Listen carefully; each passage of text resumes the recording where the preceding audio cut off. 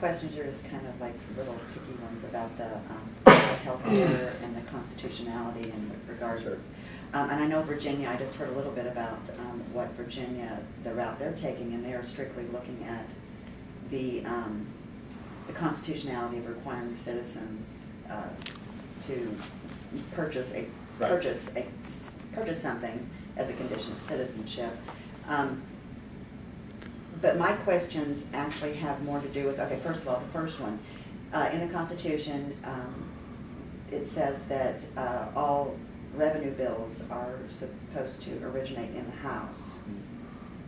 Would that be looked upon by the Supreme Court as being something that would be an argument, or would it be just, oh, you're just picking at things? Well, technically this bill originated in the House. It went over the Senate and was amended. And then the Senate sent their amended version back over to the House, where they ratified it in total, so they didn't have to go to a conference committee and go back to the Senate to face the filibuster again. So it did originate in the House. So even though those two separate, I mean, they don't even resemble anything remotely approaching each other. And for a long time, and this was the same thing. The House, the Senate bill was not even the House health bill. It was an entirely unrelated bill. Right. They stripped it and amended it, and for way too long, that's been the practice. I don't see the courts challenging that, however much we'd like to. Now, one thing I do see the courts challenging, and I think this is why Nancy Pelosi backed down, was the deem pass thing you mentioned earlier. Right. And what they were going to do is take the Senate bill, which the Democrats in the House of Representatives didn't want to vote for, because it would put them on record for supporting these, outrageous bribes in Nebraska and Louisiana, what have you, and the federal funding of abortion. And so they were just going to deem it passed. Well, that would have violated Article 1, Section 7 of the Constitution pretty clearly. And the uproar that maneuver, floating in that maneuver created, caused them to back down. So one precipice we avoided. Right, and that would have left it more vulnerable than they wanted That's right, it to be. and I think the courts would have taken on. Now the next challenge is, Attorney General Cuccinelli from Virginia, Greg Abbott from Texas, I think South Carolina, a number of attorney generals are in, challenging the mandate itself, that we have never forced you to participate in commerce. That if you're engaged in commerce, we've been pretty broad in how we've understood the federal power to regulate, but we've never included the regulation to force you to engage in commerce, and therefore say we can now use that engagement in commerce that we just forced you to do as the grounds for our authority. That's kind of bootstrapping it. And they draw the analogy to, well, everybody's required to have auto insurance. Well, driving on the public roads is a privilege, not a right. I suppose being born and breathing might be a privilege to some of them, but I quite frankly stick with the Declaration's language here, that it's part of the unalienable rights that we don't get from government, we get from God.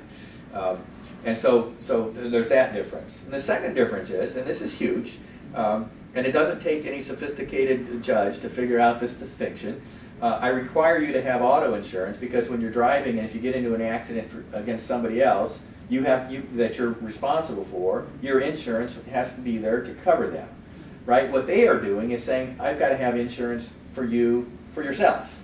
And that means it's no longer protecting third parties against what you might do to them, it's protecting you from yourself.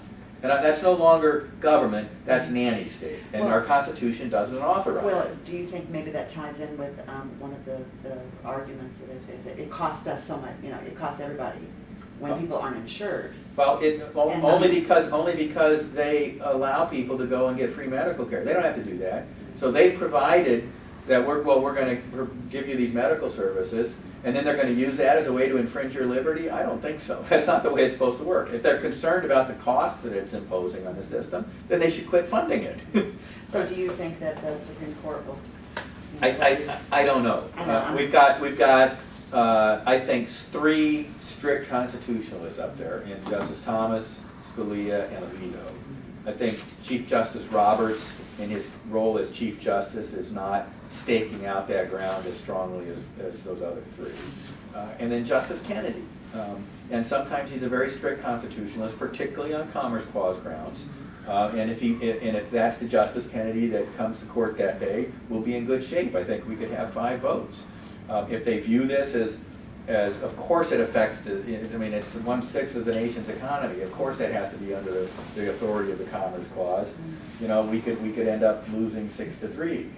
I just don't know how it's going to go. But that means it's critically important that the people designing the litigation strategy, right now impossible, but at least when it gets to the courts of appeals, understand the dynamic at the court better than anybody else. And I've been involved in over 50 cases in the Supreme Court in the last 10 years, many of the Commerce Clause cases. And as Attorney General from California, I guarantee you I will be one of the point people in designing and articulating that litigation strategy, probably arguing the case myself as well. And that's, I mean, it's going to take that kind of effort to win this thing. And with regard to the Commerce Clause, is there any, because see, I think, would they just throw out the mandate? Well, or would the whole bill be? Well, you know, there's something as critical to the bill as that. I mean, they may say, you know, if that's unconstitutional, we're not going to try and figure out which parts of these they would have voted for anyway and which not. We're just going to start over from scratch. There are other parts of it, though, that are equally unconstitutional. The mandate of racial quotas in medical schools, that's very deep into the bowels of the bill. It's probably a pretty good description of that bill, very deep in the bowels of it.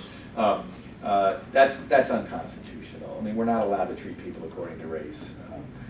There are lots of other aspects. The singling out for special benefits only certain states and not others.